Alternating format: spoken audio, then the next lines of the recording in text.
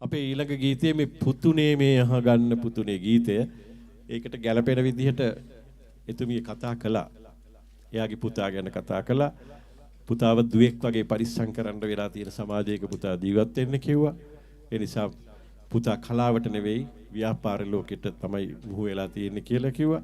අපි යලිත් ප්‍රේම ගීතයක් ආපුවම මට තියෙනවා ප්‍රේම කතාවක් අහන්න. ඒ නිසා මේ ගීතය අහලයිමු. පුතුනේ මේ අහගන්න ගීතය ගායනා කරන්න ආරාධනා කරන්නේ ලතා පෙරේරාට.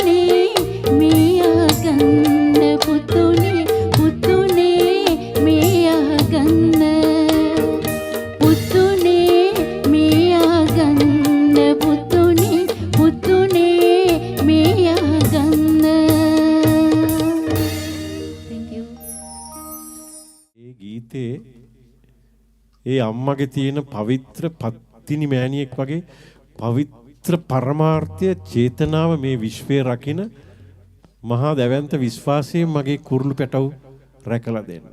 ඒ ලස්සන කතාවක් නේ කියන්නේ. හැබැයි මේ කතාව දැන් ආච්චිලා සීයලා දරුවන්ට කියලා දෙන්නේ නැහැ. නේද? දැන් බත් කටක් කන්න බැරි වෙච්චම ෆෝන් එක අතට දෙනවා. ළමයා ඒක කොටනවා. අම්මා බත් දාලා කොටනවා. නේද? බත් කාපු මිනිහෙක් හැදෙනවා මිසක් බුද්ධිමත් දරුවෙක් හදන්න අමාරුයි. ඒ නිසා ළමයින්ට අල්ලස් දෙන්න එපා. චූටි පුංචි විනෝදාත්මක ප්‍රශ්නයක් අහලා ඒකේ ඊට පස්සේ අපි ඊළඟ ගීතයට යමු. දැන් මේ ඔබේ පුතා ඔබත් එක්කම ජීවත් වෙනවනේ දිගටම. අපයි කියක. දැන් ඔබම කීවා මේ මං ඇහුවේ පෙම්වතියක් ඉන්නවද කියලා. දන්නේ නැහැ කිව්වා. හැබැයි විවාහකද කියලා එහෙම නැහැ කිව්වා. ඉතින් වැඩිපුර අම්මට ආදරය කරන පුතාලා ටිකක් ප්‍රමාදයි තමයි විවාහ වෙන්නේ. දැන් දවසක කවදා හරි ওই தත්ත්වය වෙනස් වෙන්න ඕනේ. එහෙම වුණොත් ඔයාට හොඳ අම්මා කෙනෙක් වෙන්නට වඩා හොඳ නැන්දකම කෙනෙක් වෙන්න වෙනවා. මොන වගේ දියණියක්ද බලාපොරොත්තු වෙන්නේ?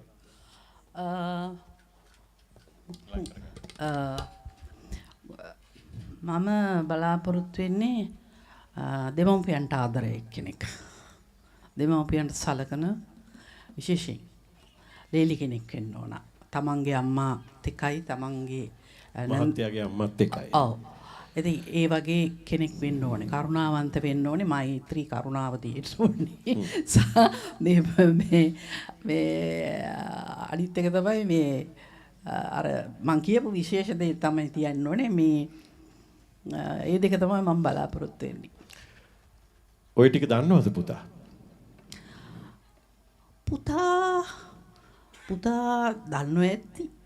පුතා දන්නව ඇති. මොකද ඉතින් මම එහෙම සැරවැරේටි එනෙක් නෙවෙයි යාට. එයා දන්නවා මට ඒක මට හම්බෙන කෙනා අනුව මම ඒකට අනුගත වෙනවා. ඔව්. ඉල්ලුම් පත්‍රයක් දාන්න එහෙම අදහසක් තියෙන කෙනෙක් ඉන්නවනම් දාන්න. නේද? ඇය බලාපොරොත්තු වෙන්නේ ඇගේ පුතා විවාහපත් වෙන දියණිය අම්මට තාත්තට එකසේ සලකන. තමන්ගේ මවත් එකයි, තමන්ගේ බිරිඳගේ මවත් එකයි. එහෙම හිතන අය කොච්චර අඩුයිද? නේද? සිළුමිණ පත්‍රය අරන් බලන්නකෝ. ඒ වගේ මංගල දැන්වීමක් හොයලා දෙන්න මට පුළුවන් නම් ලක්ෂයක් දෙනවා.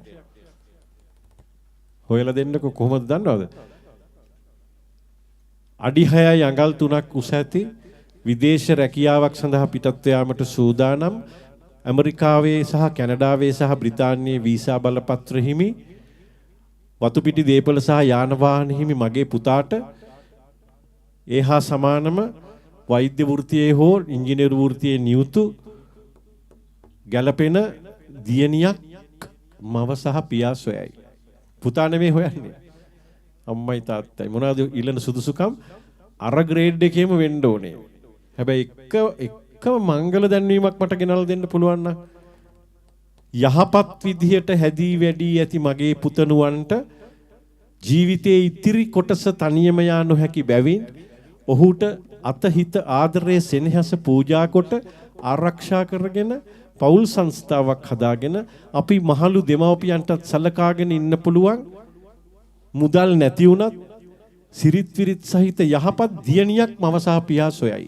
තියෙයිද එහෙම මංගල දැන්වීමක්?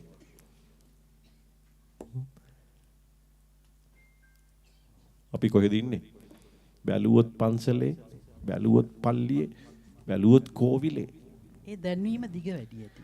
නෑ. ඒ කියන්නේ ඒකට යන මුදල වැඩි. වචනයකට 25යි ඒ දවස්වල. මගේ මංගල දැන්වීම දානකොට 25යි. නේද? මෙතන එක්කෙනෙක් ඉන්නවා hina වෙනවා මරු.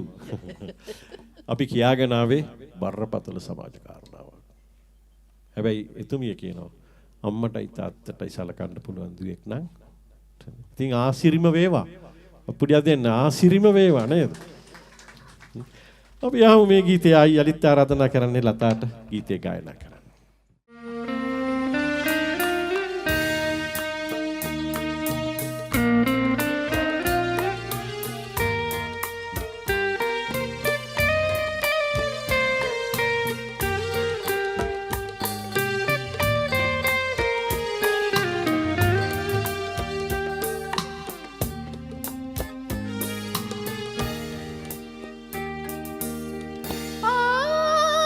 Siri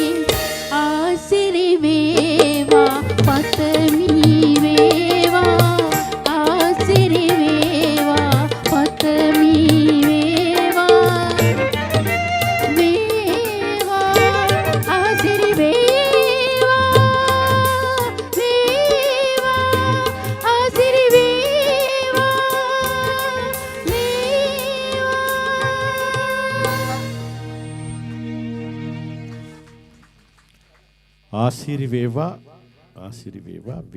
වේවා නේද? ලතා පෙරේරා ගායනා කළේ අපි ආයෙත් පුංචි විරාමයක් දෙන්නම් අපි ආයෙත් හම්බෙමු.